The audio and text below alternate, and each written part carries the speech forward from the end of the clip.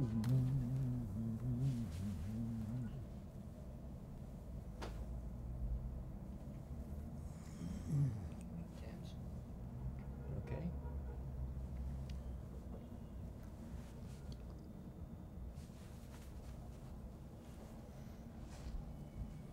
Okay. What advice would you give to an aspiring young actor like you were in the 50s? Well, one thing I would tell them to not do their college work anywhere but in New York or Los Angeles. Right. It's a wasted 4 years as far as I'm. Not the college work, but the fact that you then have to start anew on one of the coasts to get to know what's happening there.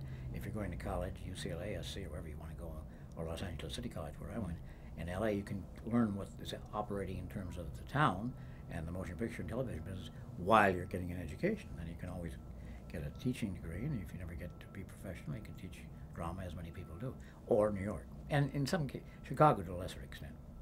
Now, is there a contemporary actor that you think young actors should aspire to? You had Brando. Is there equivalent of Brando today for a younger actor?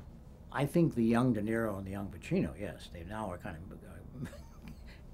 they have almost a takeoff on their own characters. Right. They're doing a movie together. I just noticed today. I can't think of anybody on screen necessarily that is tense my quick, as we say in Elizabethan. I just don't know of anybody. But certainly when in his De Niro's early movies, Raging Bull and those, and the one about the guy going off to Vietnam. But other than that, I don't watch a lot of television, frankly. I hear a lot of television because my wife is a news junkie, and we have 12 sets in the house, so I can actually walk from room to room and not miss a word coming over CNN or MSNBC or Fox News. She remembers everything. You might not watch a lot of television, but over here you've hear- done a lot of television. I certainly have 200 done a lot credits. of television, hundreds. Why have you worked so hard? I mean, why have you returned to the form Well, in so many different roles? because it's the easiest job you can possibly imagine if you're successful at it. You're off at least half the time, no matter how successful you are. It pays very well, and you get to go a lot of places you wouldn't get to go free. You get first-class tickets, you get first-class hotels, you get first-class everything, and that's one of the main reasons. Right. It's all your travel is paid for. Is there a role that we haven't talked about that has had importance to you? No, other than, as I mentioned, My Fair Lady, which I'm not going to be able to do now. I think the role that I felt most kinship with was Haldeman. I mean, there is a particular quality. I'll give you an example.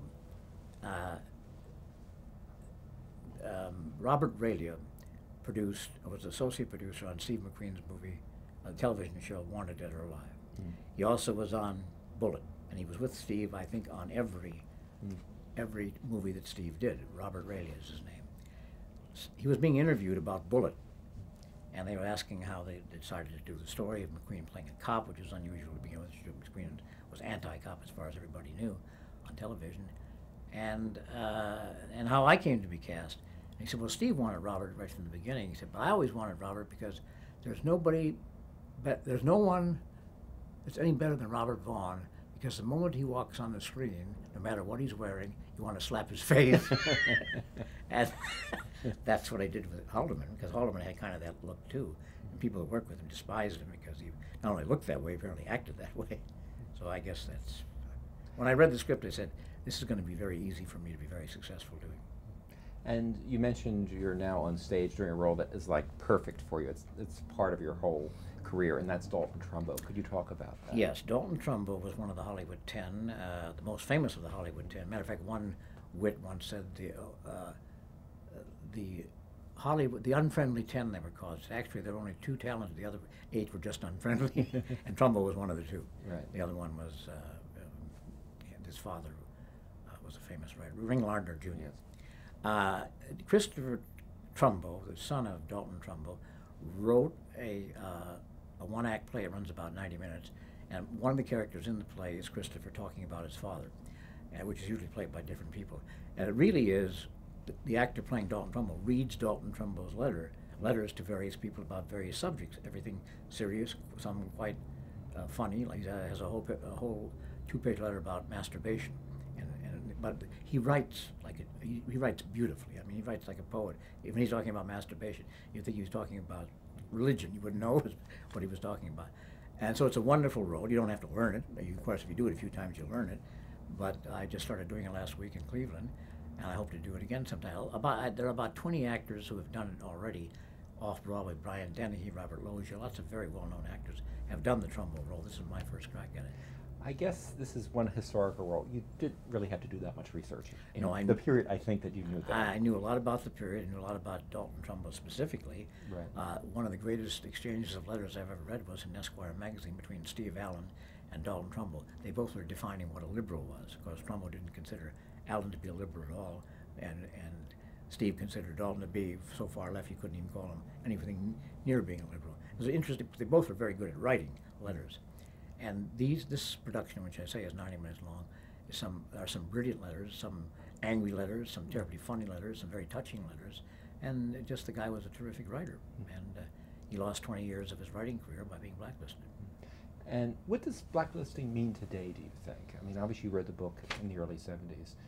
Do we have a different understanding of it today? Yes, I think there is no such thing as political blacklisting anymore, in the sense that it was from 1948 on, because the control of everything is so divided now. I mean, networks are divided and owned by corporations. Television shows are owned by corporations, and I don't think it wouldn't work today because they wouldn't have a subject as hot as communism. Communism was a very hot subject from 1945 on, hence the Cold War. I can't imagine any other situation coming up where people will be blacklisted because they commented on it or participated in it publicly. I don't think no one, as far as I know, was castigated or blacklisted by the Vietnam anti-war movement, and I doubt if the Vietnam anti-Iraq war will cause any blacklisting, because predominantly the people who are against the war are Hollywood liberals, and I don't think that's going to affect their ability to get work at all. And I just don't think it will happen again. And that could happen in some other way, but not in the sense of being unable to work because you held a particular political view. Now, you've had many different roles in your acting life. You had many different roles in your public life. How would you want Robert Vaughn to be remembered? I like people to say he listened carefully. You know,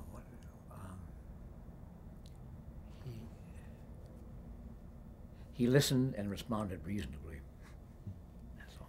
Has there been a day since 1968 where you've not been recognized in this Napoleon solo as you walk down the street? No, it's impossible. In England, I'm now recognized as the guy on the guy on Hustle, and I can tell you how I know that.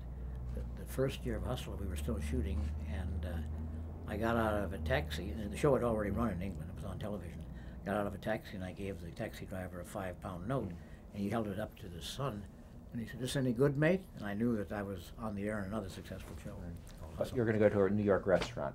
How many people will come up to you and mention Napoleon solo? Always. It happens. There's hardly a day goes by. I'm walking along the street this morning in the rain and rotten weather. People, "How you doing, Nappy?" You know, taxi drivers, truck drivers, and so on.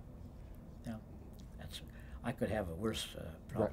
Right. But you have one of the iconic figures on television, so so you must be pleased about that. I've never bad rapped in any way my association with the Man from U.N.C.L.E. or Napoleon solo. Right.